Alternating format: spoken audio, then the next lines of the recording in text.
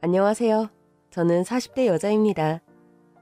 여러분, 이런 말을 들어보신 적이 있나요? 인생은 고난이란 열차를 타고 절망이란 터널을 지나 죽음이란 종착역으로 향해 가는 여행이다. 라는 말이요. 지금부터 저는 저와 제 동서의 결코 쉽지 않았던 인생 이야기를 들려드리려고 해요. 저와 동서는 같은 집안에 시집을 왔다는 이유 하나로 목숨이 위태로울 정도의 무시무시한 시집살이를 해야만 했습니다. 지금부터 그 이야기를 들려드릴게요. 저는 중학교 때 캐나다로 유학을 가서 고등학교 때 돌아왔어요. 그렇다고 저희 집이 엄청 잘 나가는 금수저 집안이었던 건 절대 아닙니다. 아빠는 평범한 중소기업에 근무하셨고 엄마는 전업주부셨는데 엄마의 교육열이 좀 높으셨던 것 같아요. 제가 초등학교 때 영어 말하기 대회에서 상을 받아온 다음부터 저에 대한 엄마의 기대가 너무 높아지셨죠. 우리 딸이 대회 나가서 상도 받아오는 거 보니 완전히 맹탕은 아닌 모양이네.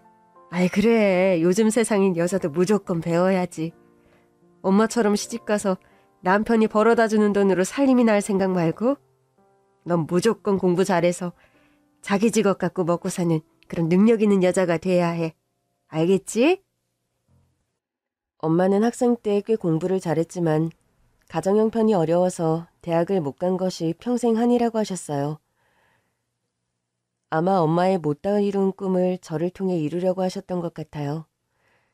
그래서 그런지 엄마는 빠듯한 형편에도 제 공부에 관련된 것이라면 물심양면으로 지원을 아끼지 않으셨죠. 전 엄마의 기대에 힘입어 공부를 꽤 잘했는데 그 중에서도 특히 영어를 잘했어요.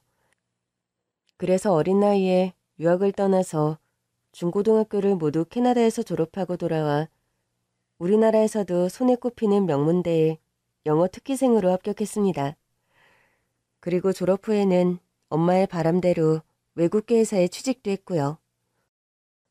또래 친구들보다 연봉도 높았고 회사도 꽤나 발전 가능성 있는 분야여서 앞으로 인생은 말 그대로 탄탄대로였죠.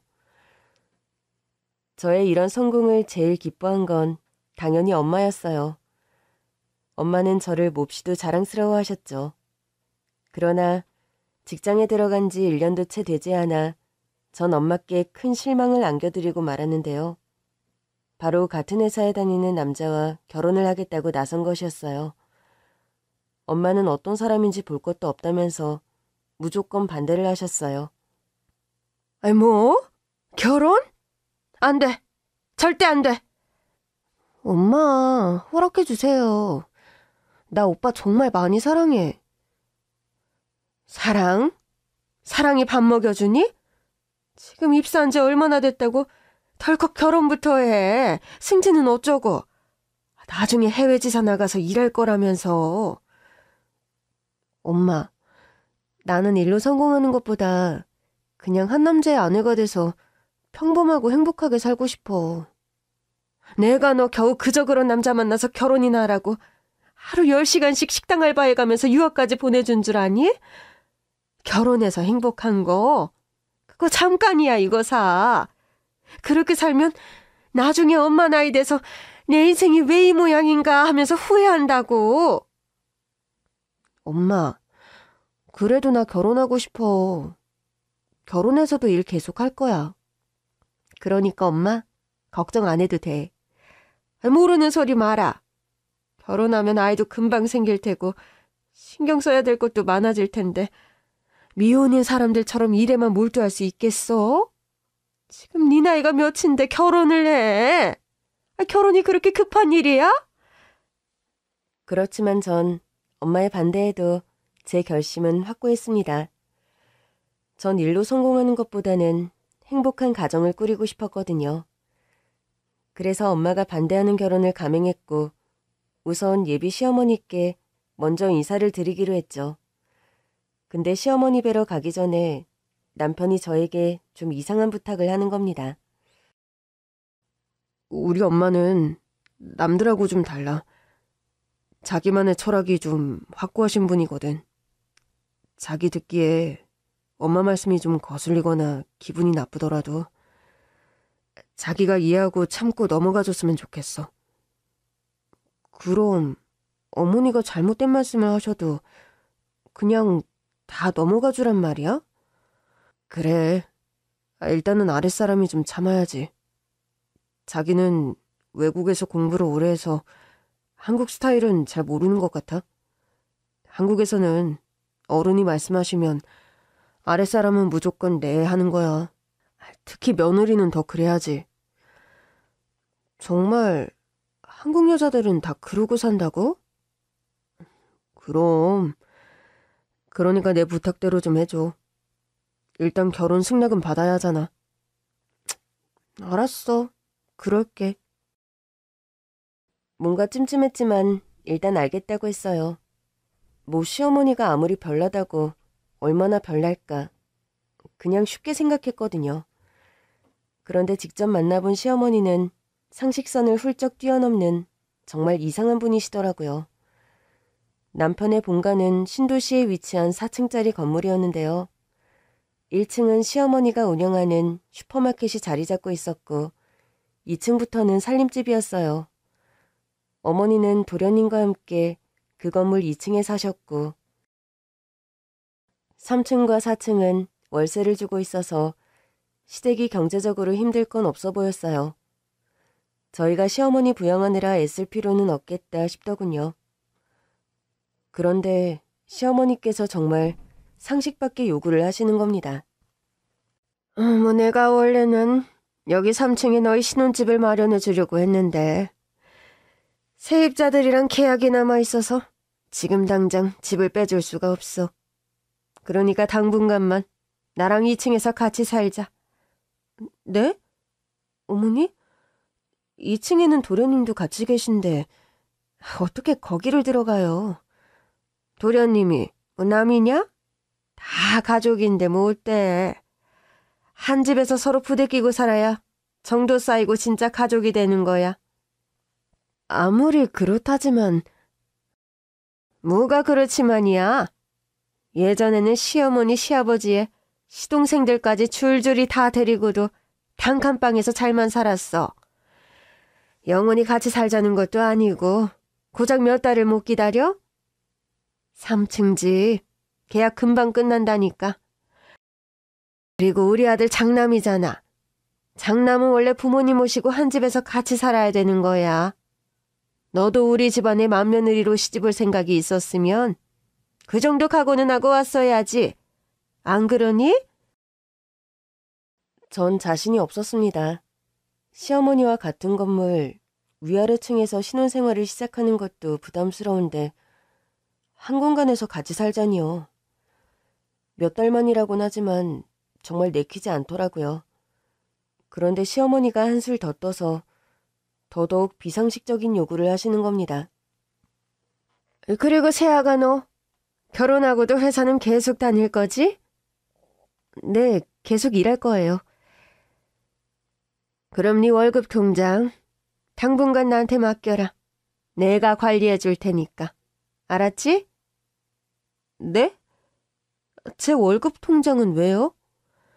원래 돈은 어른이 관리해줘야 빨리빨리 모이는 거야.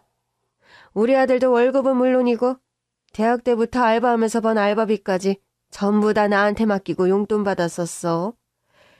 네 월급도 착착 모아서 크게 불려줄 테니까 걱정 말고 나한테 맡겨.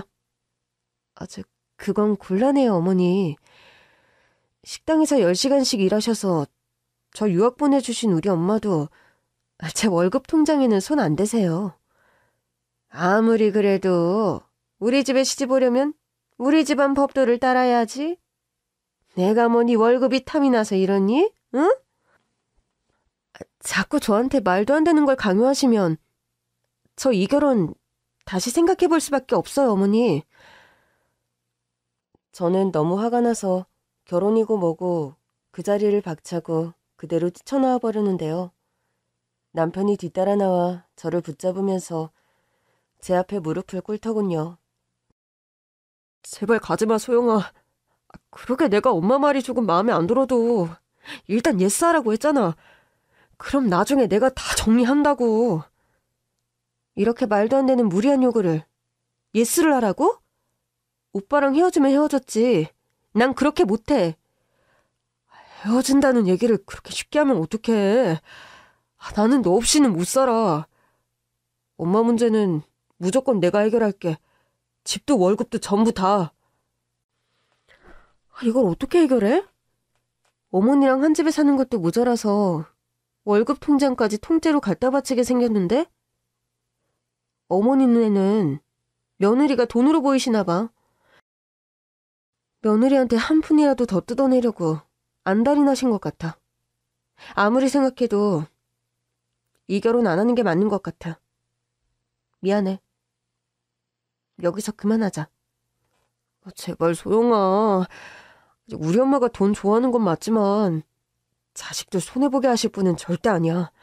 우리가 아직 어리니까 돈 관리해 주시려고 그러시는 거야. 난 어머니 돈 관리 필요 없으니까 오빠 혼자 실컷 어머니 관리받고 살아. 소영아, 그러지 말고 그냥 어머니가 하자는 대로 해주는 척만 하다가 3층 계약 끝나면 바로 3층으로 분가하자. 그럼 되잖아. 조금만 참자, 응?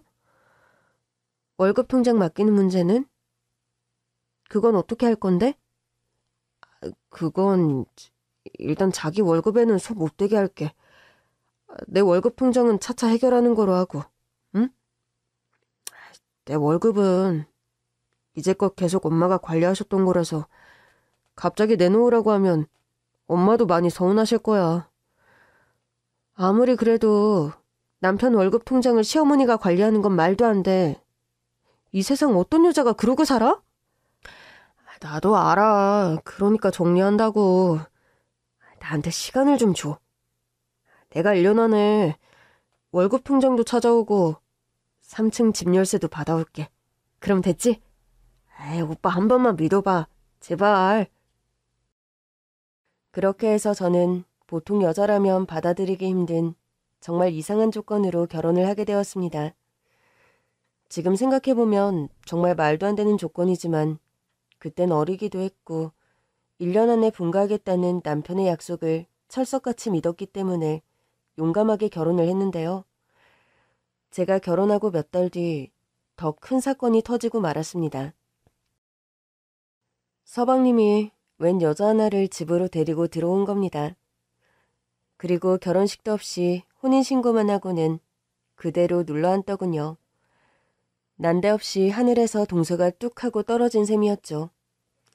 시어머니랑 서방님까지 전부 한 집에 사는 것도 불편하고 힘든데 난데없이 동서라니요. 전 너무 황당하고 어이가 없었어요. 그래서 남편을 붙들고 하소연을 했습니다. 여보, 서방님이 혼인신고까지 했는데 우리는 언제까지 여기서 다 같이 살아야 해? 시어머니랑 시동생이랑 한 집 사는 것도 불편한데 동서까지 생기니까 나 너무 힘들어. 우리 빨리 3층으로 올라가자. 당신이 어머님한테 말씀 좀 드려봐. 3층이라니?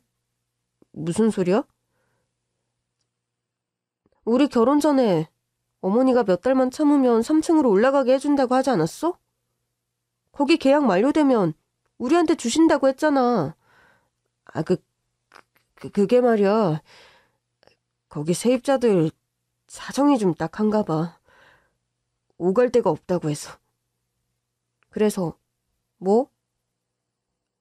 계약 연장했대. 2년 더. 뭐? 어머니가 어떻게 그러실 수가 있어? 나랑 철석같이 약속해놓고 계약을 연장해? 전 너무 화가 나서 시어머니한테 따지러 갔습니다. 그런데 시어머니는 눈 하나 깜짝 안 하시더군요. 내가 왜 너한테 3층을 내줘? 너도 나 월급 통장 안 줬잖아. 그리고 지금 월세 따박따박 잘 나오는 집을 빼주면 네가 나한테 월세 줄래? 너 안 줄 거잖아? 네가 그렇게 깍쟁이같이 나오니까 나도 어쩔 수 없는 거야. 안 그러니? 그래도 이건 사기예요, 어머니. 저랑 약속하셨잖아요. 사기라니. 어른한테 말버르장머리가 그게 뭐야? 암튼 너 앞으로도 이 건물은 털끝 하나 건드릴 생각 마라. 돈 한 푼 안 받고 2층에서 공짜로 살게 해주는 게 어디야, 응?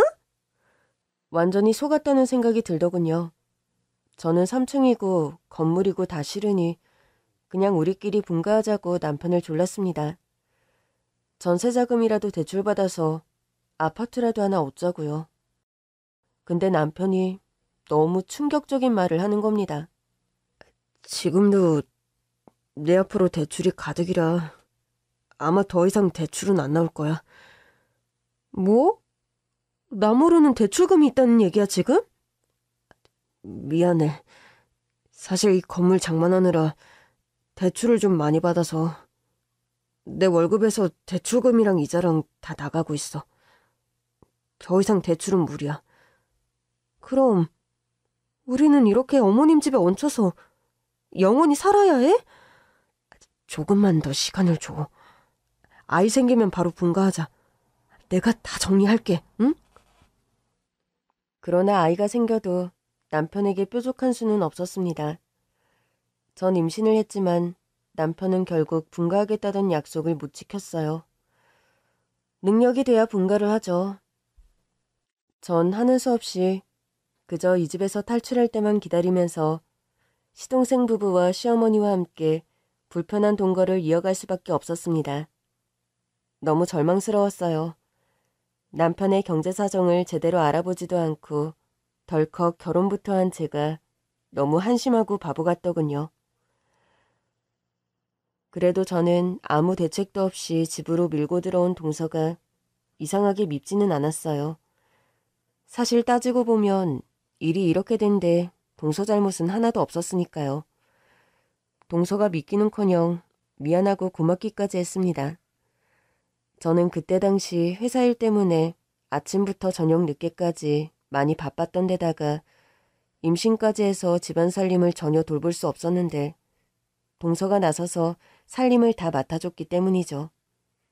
그뿐만 아니라 한 달에 한 번 시어머니 건물 전체를 청소하는 힘든 일부터 매일매일 1층 슈퍼를 운영하고 관리하는 일까지 시어머니가 시키는 모든 일을 동서 혼자 묵묵히 해냈습니다. 저보다 6살이나 어린 동서는 시어머니 말에 반항 한번 할 줄 모르는 그저 착한 사람이었어요. 특별한 직업 없이 빈둥거리다가 최근에 퀵서비스 일을 시작한 시동생한테는 너무 아까울 정도로 순하고 착한 여자더군요. 그런데 저희 시어머니는 그런 동서에게 틈만 나면 막말을 퍼부으며 무시했어요. 저한테는 별 말씀 안 하시는데 유독 동서에게만 가혹한 시집살이를 시키시더라고요. 얘 둘째야, 내일 새벽에 슈퍼 문 열기 전에 건물 옥상 물 청소 한번 해라. 그리고 슈퍼 진열대 좀 새로 싹 정리하고 계절 바뀌는데 계절 상품들 좀 꺼내놔야 장사가 될 거 아니야. 배운 게 없다고 일머리도 없는 거니? 일일이 말해줘야 알아, 미련하게. 아유, 너도 참 답답하다. 아유, 참. 그리고 옥상 청소하는 김에 식구들 이불도 좀 싹 빨아 널어. 알았지? 아유, 저 어머니, 그 많은 일을 동서 혼자서 어떻게 해요. 동서, 그러지 말고 이불은 세탁소에 맡겨.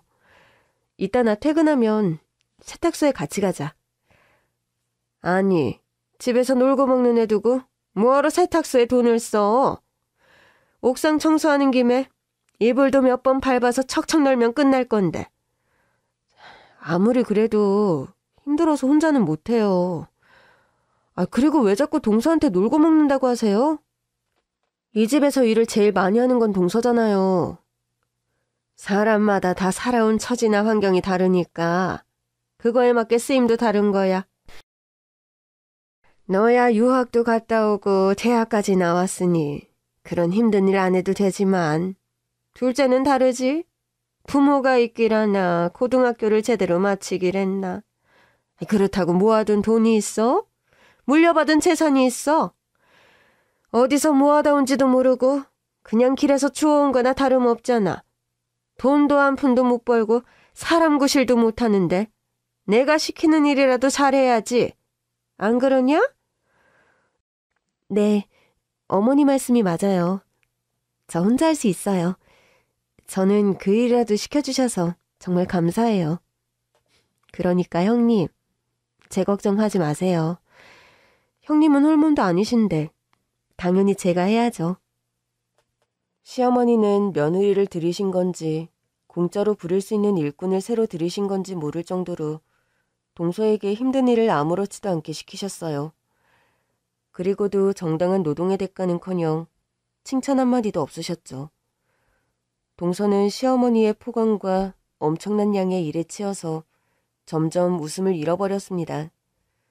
너무 안타까웠지만 저 역시 그 사이에 출산을 했고 분가 약속을 지키지 못한 남편과 갈등을 겪으면서 스트레스가 극에 달해 있어 동서의 아픔을 보살필 여유가 없었어요. 그러던 어느 날 동서가 식구들 몰래 눈물을 훔치고 있는 장면을 목격하게 되었습니다. 동서 왜 그래? 왜 울고 있어? 무슨 일이야?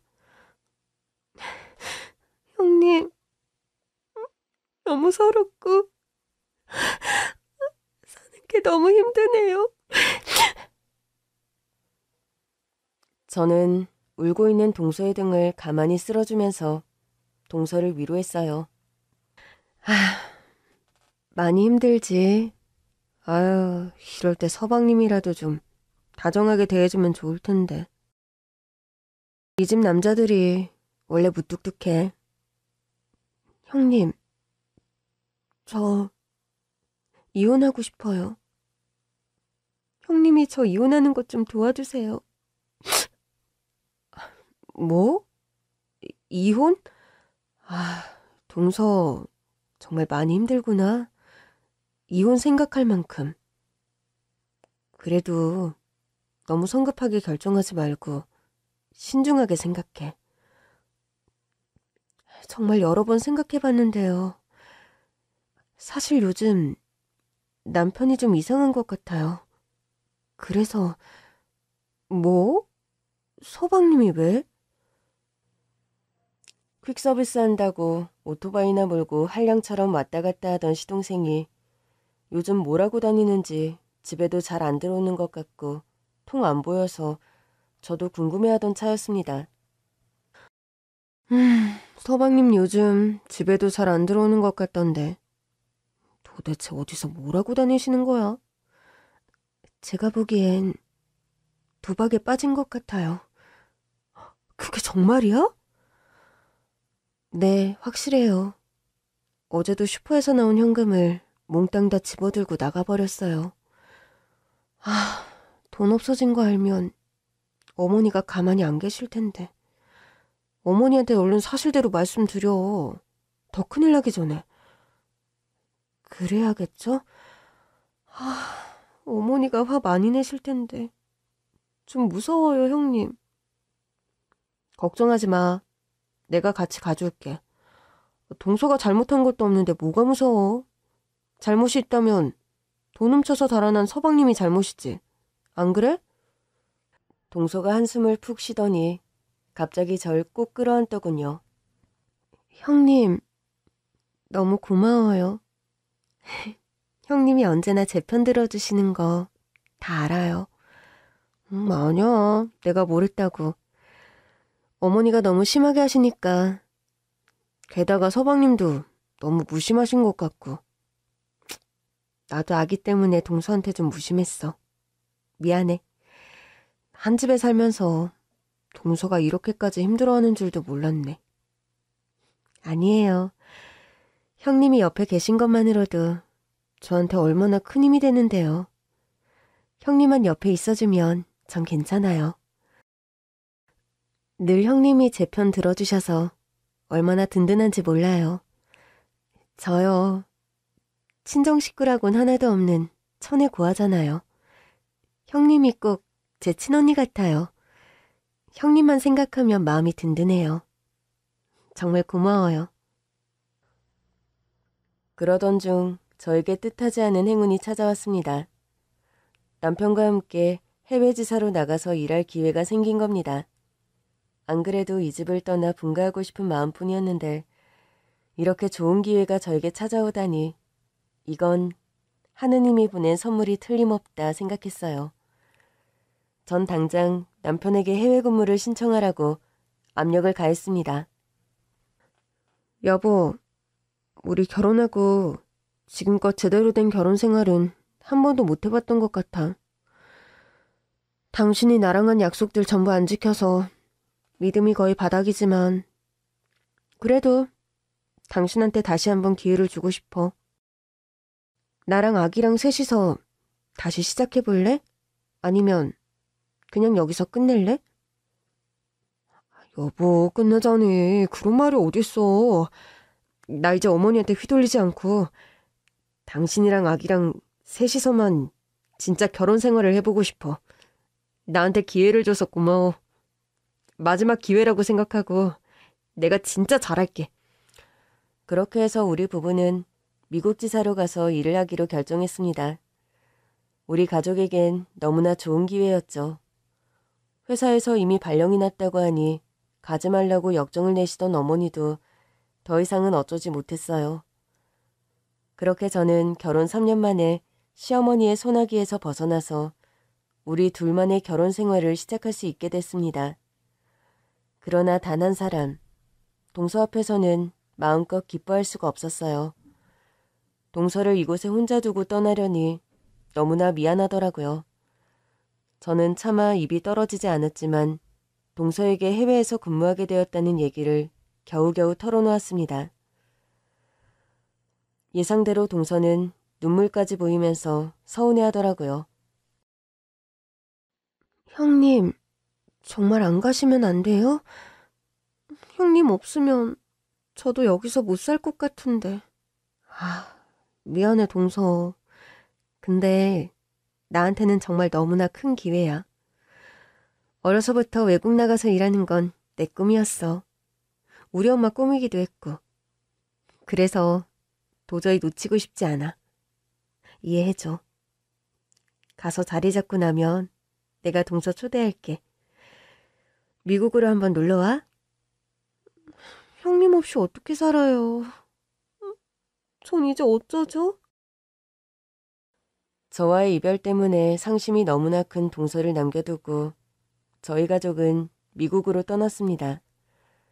동서에게 미안하기는 했지만 정말 어쩔 수가 없었어요.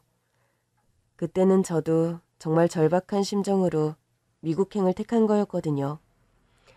그만큼 우리들의 시집살이는 저와 동서를 피폐하게 만들었던 것 같습니다. 그렇게 저는 힘들었던 한국에서의 시집살이를 뒤로하고 미국에서 축복 같은 새 삶을 시작했습니다. 집을 알아보고 새 직장, 새 업무와 새 동료들에게 적응하면서 하루하루를 행복하게 보냈습니다. 남편과의 관계도 다시 좋아져서 정말 신혼때로 돌아간 것처럼 사이좋은 부부가 되었죠. 미국에서의 생활이 너무 만족스러워서 한국에서 스트레스 받고 힘들었던 일은 기억이 안 날 정도였어요. 그러던 어느 날 미국에 도착하고 몇 달이 지났을 무렵 한국에 있는 시댁으로부터 전화가 걸려왔습니다. 여보세요? 어머니? 그래, 나다. 급히 한국으로 좀 들어와야겠다. 무슨 일이신데요? 네 동서 갔다. 네? 그게 무슨 말씀이세요? 네 동서 저 세상으로 갔다고. 청천벽력 같은 소식에 남편과 저는 부랴부랴 한국으로 들어왔습니다. 한국으로 돌아오는 비행기 안에서 저는 하염없이 눈물을 흘리며 제 자신을 자책했죠. 가지 말라고 매달리던 사람을 그렇게 떼어놓고 왔으니 동서가 죽은 게 모두 저 때문인 것만 같아 너무 괴로웠죠. 그런데 시어머니가 알려준 주소대로 장례식장을 찾아갔더니 그곳은 일반 병원 장례식장이 아니라 아주 허름한 사설 장례식장이었습니다. 왜 이런 곳에 동서를 모신 거지? 이 장례식장, 당신네 집안이랑 무슨 관계라도 있어? 뭐 예전에 이 근처에 살았다거나 가족 중에 장의사가 계시다거나. 아니, 그런 거 전혀 없어. 나도 궁금하네. 왜 이렇게 허름하고 찾기도 힘든 시골 장례식장으로 온 거지? 이런 의문은 온화하게 웃고 있는 동서의 영정사진을 보자 모두 사라졌습니다. 동서의 얼굴을 마주하자 너무 슬퍼서 아무 생각이 안 나더군요. 저는 동서의 영정 앞에서 하염없이 눈물을 흘렸습니다. 가족이라고는 딱 우리뿐인 외로운 동서의 빈소 한 구석에는 서방님과 시어머니가 앉아 계셨습니다. 서방님과 어머니도 많이 놀랐는지 창백한 얼굴에 넉나간 표정으로 온몸을 덜덜 떨고 있더라고요. 서방님, 도대체 사인이 뭐예요? 멀쩡하던 사람이 왜 그렇게 갑자기 이런 일을 당하냐고요. 자살이에요. 자기 스스로 강에 뛰어들었어요. 네? 그게 정말이에요? 저는 동서가 자기 스스로 생을 끝냈다는 말에 너무 큰 충격을 받고 말았습니다. 동서가 혼자 앉아 울던 모습, 웃음기를 잃어버리고 우울해하던 모습, 이혼하고 싶다고 말하던 모습들이 생각나더군요. 이 모든 게 다 제 탓인 것만 같아 너무 괴로웠습니다. 내가 한 번이라도 더 신경 써줄걸. 한 번이라도 더 위로해주고 안아줄걸. 아니, 미국 가지 말라고 매달릴 때 가지 말았어야 했는데. 미안해, 동서. 너무 미안해.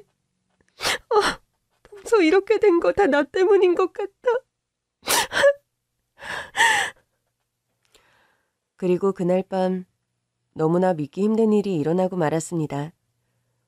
울다 지쳐 아무데서나 쓰러져 잠들었던 저에게 의문의 카톡이 하나 왔는데요.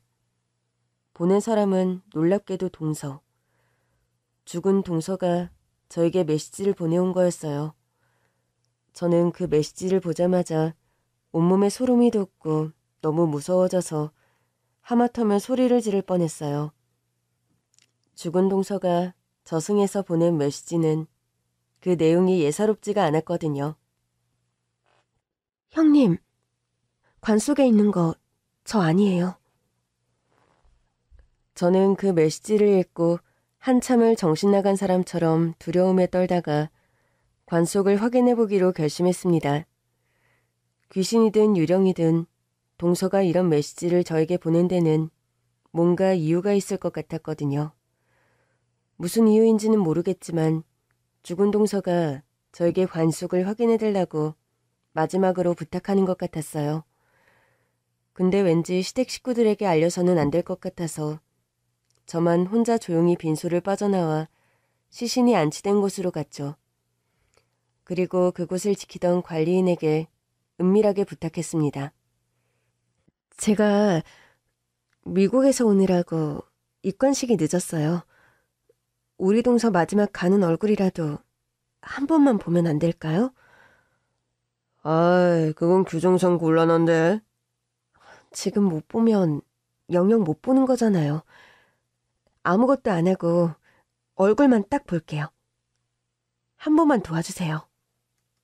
저는 난색을 표하는 관리인에게 지폐 몇 장을 찔러주고 시신 안치소에서 동서의 관뚜껑을 열어볼 수 있었는데요.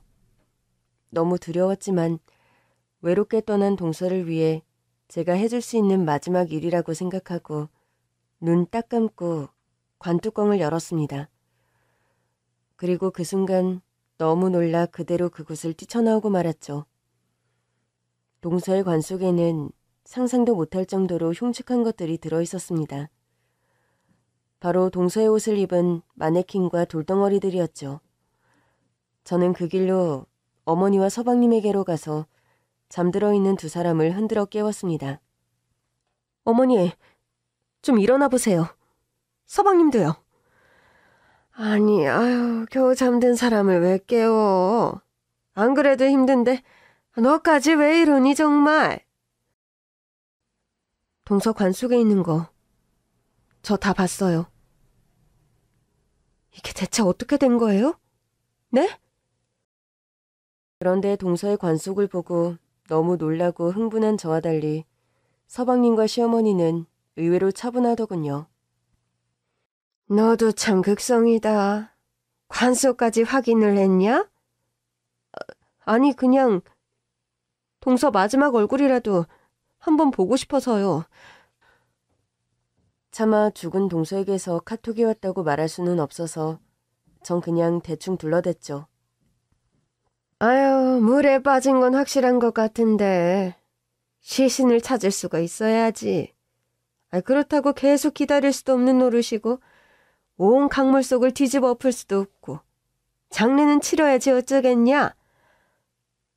아무리 그래도 마네킹의 동서 옷을 입혀서 장례를 치른다고요? 죽은 게 확실한데 시신이 없을 때는 이렇게 해서라도 장례 치르는 거야. 옛날부터 다들 그렇게 했다.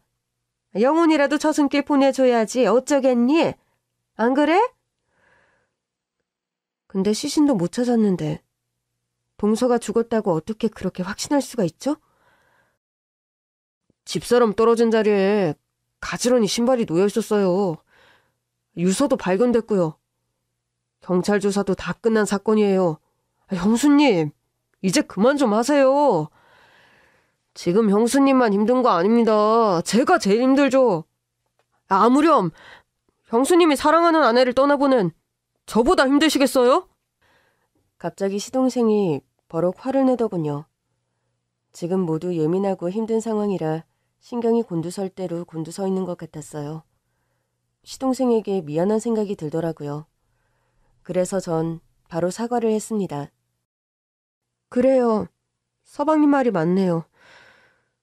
지금 제일 힘든 사람은 서방님인데 제가 자꾸 힘들게 해서 미안해요.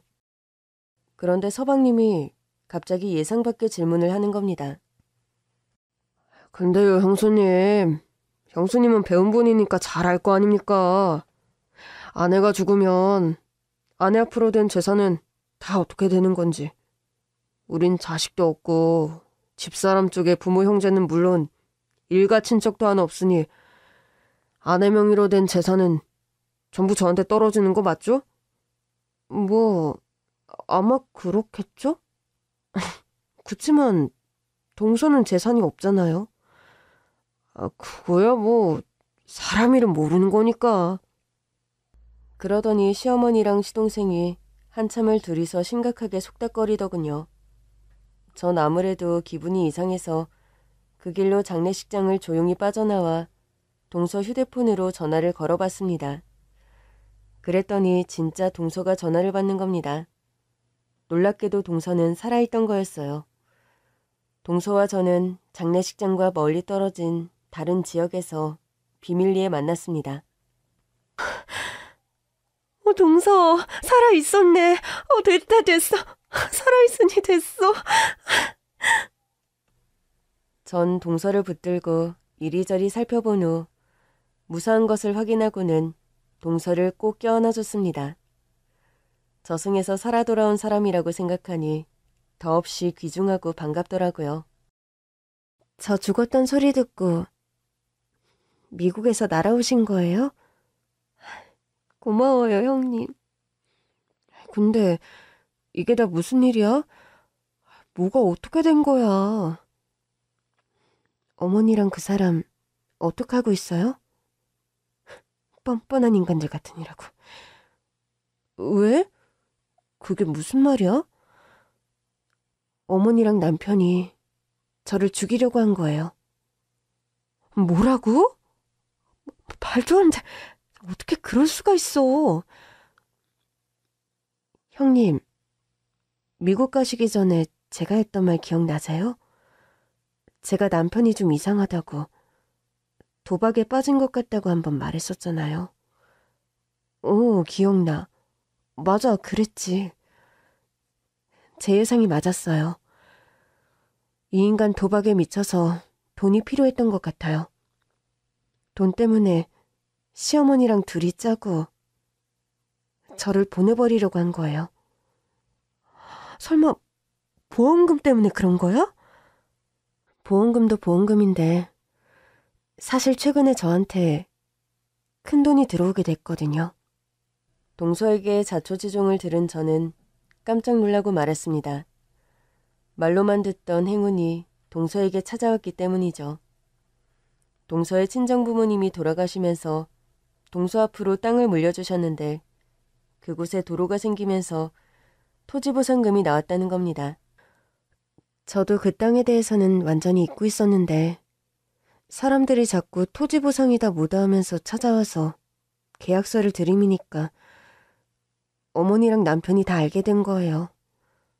보상금이 얼마나 나오길래 그래? 한 20억쯤 된대요. 뭐? 20억? 엄청난 돈이죠?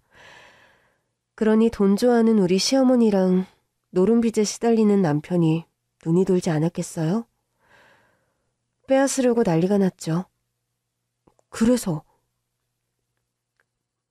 이혼하자고 했죠. 원래부터 이혼하고 싶었으니까. 근데 그날 저녁에 밥을 먹고 난 뒤로 기억이 없는 거예요. 정신 차렸을 땐 벌써 물속에 있었어요. 뭐? 그게 진짜야? 네. 아무래도 저녁밥에 뭘 탄 것 같아요. 그걸 먹고 정신 잃은 저를 돌까지 매달아서 강에다 던져버린 거예요.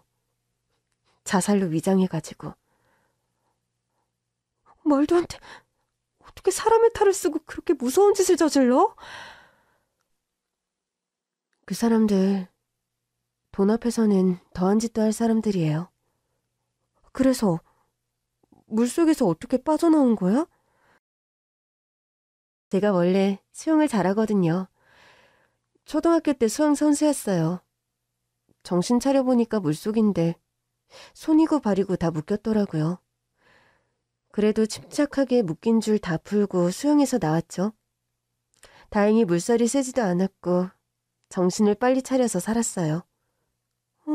다행이다. 너무 다행이야. 우리 동서 너무 장하다.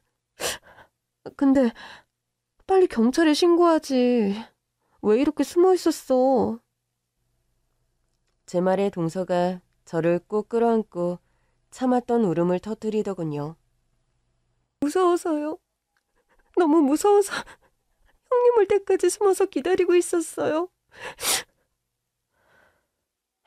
그래, 많이 무서웠겠다. 얼마나 놀랐을까? 그래도 이제 내가 왔으니까 아무 걱정하지 마. 일단 경찰에 신고부터 하자. 저는 그 길로 동서를 데리고 관할 경찰서로 가서 시동생과 시어머니를 살인미수로 신고했습니다. 그리고 바로 두 사람을 체포하기 위해서 경찰이 장례식장으로 들이닥쳤죠. 서희숙 씨 계십니까? 전데요. 어디서 오셨어요? 경찰입니다. 예? 경찰요? 예. 박재성 씨도 여기 계시죠? 서희숙 씨, 박재성 씨 두 사람을 김민정 씨 살해 용의자로 긴급 체포합니다. 예? 우리가 무슨 살해 용의자야. 말도 안 돼.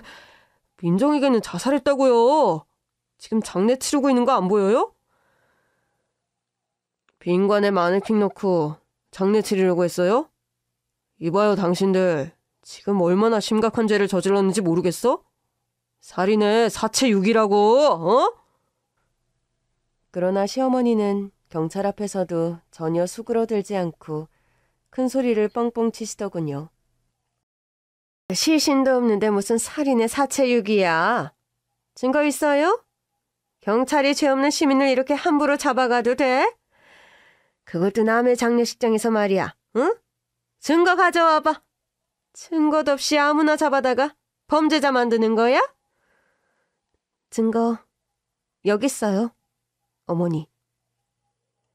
경찰들의 신변보호 속에서 동서가 모습을 드러내자 경찰 앞에서 악다구니를 쓰던 시어머니도 너무 놀라 그 자리에서 털썩 주저앉아 벌벌 떨더군요. 아니, 네가 어떻게 살아있어? 내가 분명히 돌까지 매달아서 던졌는데. 지금 그 진술 전부 불리하게 쓸 수 있으니까 알아서 하세요. 그리고 여기 장례식장 관계자들도 전부 체포해. 공문서 위조부터 시신 바꿔치기까지 죄목이 한두 개가 아니야.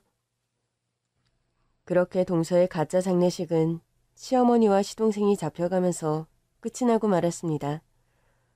이번 사건은 모두에게 너무나 충격적인 사건이었지만 특히 큰 충격을 받은 사람이 동서 말고 또 한 명 있었는데요. 그건 바로 제 남편이었어요. 눈앞에서 어머니와 동생이 살인죄로 잡혀가는 걸 본 남편은 그 자리에서 땅을 치며 통곡을 했습니다. 어머니, 이게 무슨 일이에요? 하실 일이 있고 해서는 안 될 일이 있는 건데 어떻게 이렇게 무서운 짓을 저지르셨어요? 에? 상이놈이야 그렇다 치고 어머니까지 왜 이런 끔찍한 일에 공범이 되신 거예요? 저는 이제 어떻게 살아요? 어머니는 제 생각은 안 해요? 여보, 진정해요. 당신이 이 일에 아무 잘못도 없고 아무런 연관도 없다는 거 우리 다 알아. 당신은 그냥 동서한테 진심으로 사과해줘요. 어머니랑 동생 대신해서. 그게 당신이 해야 할 일이에요. 남편은 동서 앞에 무릎을 꿇고 진심을 다해서 몇 번이고 사과를 했습니다. 동서가 용서할 때까지요. 한 집에 같이 살면서도 재수씨 힘들게 고생하는 거 그냥 모른 척 외면했어요. 그냥 동생네 부부 문제니까 내가 나설 일이 아니라고 생각했던 것 같아요.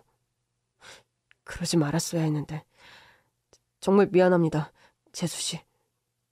그때 제가 어머니랑 재상이한테 그러지 말라고 말렸더라면 재수씨가 이렇게 험한 일 당하지 않았을지도 모르는데 다 제 잘못입니다. 용서해달라는 말도 참 할 수가 없네요. 재수씨, 죄송합니다. 아니에요, 아주버님. 사과해 주셔서 감사해요. 이번 일 아주버님하고는 정말 아무 관계도 없다는 거 저도 잘 알아요.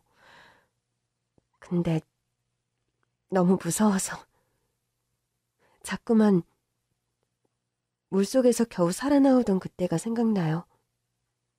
죽을 것 같은 공포가 되살아나고요. 형님, 전 이제 어디로 가야 하죠? 집으로 돌아갈 수도 없고 아무 데도 갈 곳이 없어요. 걱정 마, 동서. 우리가 동서 가족이니까 동서는 우리가 끝까지 책임질게. 이제 앞으로는 절대로 동서 혼자 두지 않을 거야. 저는 오갈 곳 없는 동서를 저희 친정으로 데려갔어요. 그곳에서 저희 엄마의 보살핌을 받으며 동서는 다행히도 점점 안정을 찾아갔답니다. 그래도 그날의 공포가 문득문득 되살아나 힘들어하는 동서를 위해 심리치료도 시작했어요. 그리고 어느 날 동서가 저한테 부탁을 하더군요. 구치소에 가고 싶다고요. 구치소엔 왜? 이제 겨우 안정 찾았는데 그 사람들 얼굴 보면 동서만 힘들어질 거야. 그냥 만나지 마. 만나봐야 아무 소용도 없어. 그래도 언제까지 피해 다닐 수는 없잖아요. 한 번은 만나서 듣고 싶어요. 도대체 나한테 뭘 어떻게 한 건지, 왜 그런 건지. 동서의 뜻이 너무 확고해서 하는 수 없이 동서가 원하는 대로 구치소에 시어머니와 시동생을 만나러 갔죠.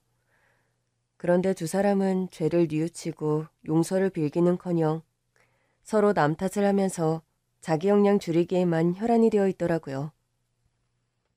너도 알다시피 내가 어디 그럴 사람이냐? 평소에 내가 너한테 얼마나 잘해줬어. 안 그래?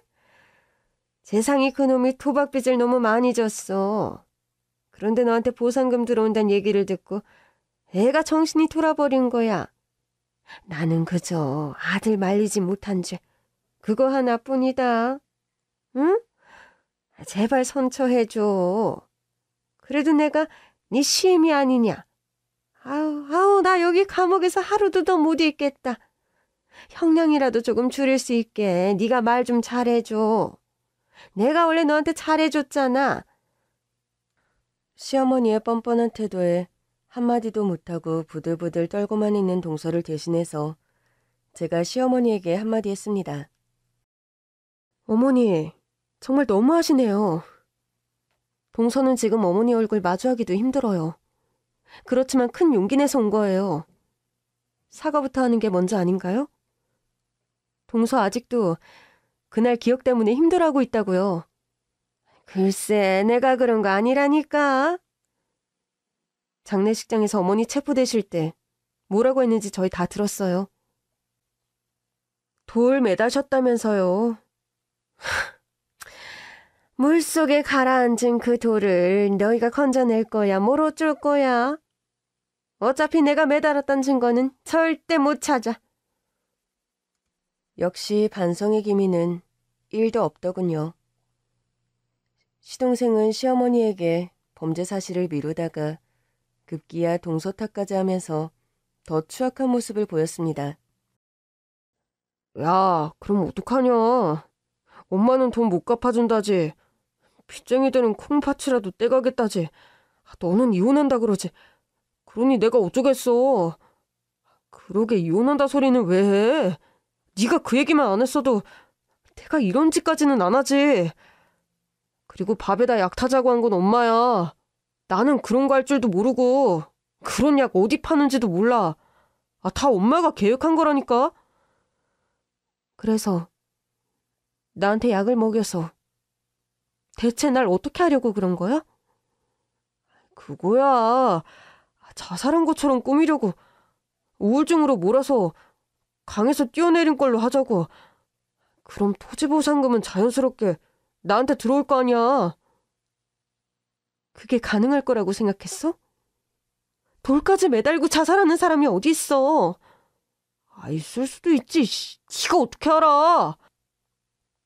그러게 그렇게 땅이 많았으면서 남편한테 한마디 상의도 안 하고 혼자 꿀꺽하려고 한 게 말이 되냐? 돈 달라고 하니까 이혼하자는 소리나 하고. 이게 다 네가 자초한 일이야. 이제 남편이랑 시어머니랑 줄줄이 깜빵에 보내니까 신나냐? 아주 고소해? 어? 너도 잘한 거 하나 없어. 너 처음부터 마음에 안 들었어. 이 독한 년. 그만 닥쳐요, 서방님. 동서, 이런 미친 소리는 더 이상 들을 것도 없어. 이제 그만 가자. 저는 동서를 데리고 구치소를 나왔습니다. 동서는 많이 허무해하는 것 같았어요. 사랑하던 가족이 돈 때문에 자신을 해하려 했으니 뭔가 이유라도 알고 싶고 변명이라도 듣고 싶은 동서 마음은 이해하겠지만 범죄자들의 변명은 들어봐야 더욱 상처만 받겠더라고요. 동서, 이제 그만 다 잊어. 그냥 아주 나쁜 꿈을 꿨다고 생각하고 저 사람들이 동서한테 왜 그랬는지, 이유가 뭔지, 어떻게 한 건지, 누가 주범인지 그런 거 알아봐야 결국 상처받는 건 동서뿐이야. 그냥 싹 다 잊고 우리는 우리 나름대로 행복하게 잘 살면 돼. 그게 최고의 복수야. 알지? 형님 말이 맞아요. 나한테 왜 그랬는지 납득이 갈 만한 이유라도 듣고 싶어서 온 건데 그런 건 애초에 없었던 거예요. 그쵸? 그래, 맞아, 동서. 자, 여기서 이렇게 힘들어하지 말고 차라리 나랑 같이 미국 들어가지 않을래? 미국이요? 제가요? 그래. 거기서 같이 살자. 동서 하고 싶은 공부도 하고 미국에서 새 인생을 시작하는 거야. 어차피 한국에는 이제 좋은 기억도 하나 없잖아. 맞아요. 여기는 정말 악몽 같은 기억밖에 없어요.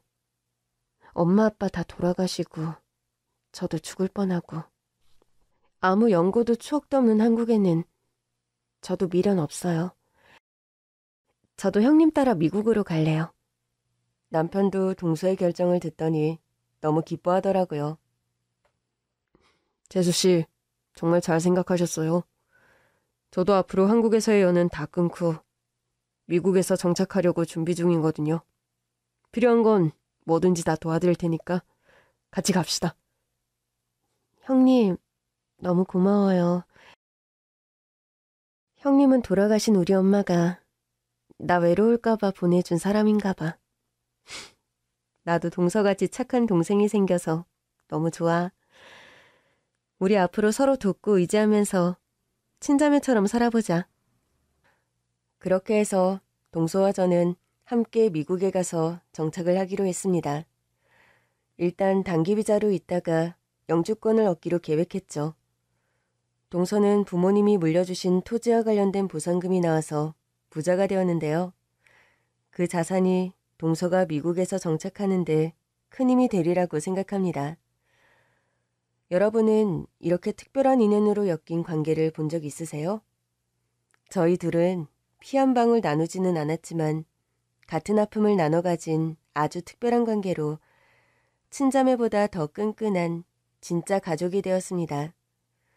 그리고 시어머니와 시동생은 동서의 살인미수 및 사체 유기 혐의가 인정되어 교도소에서 복역 중인데요. 어머니와 아들이 함께 공모하고 함께 실행에 옮긴 엽기적이고 끔찍한 범죄라는 게 밝혀져서 세간을 떠들썩하게 했죠.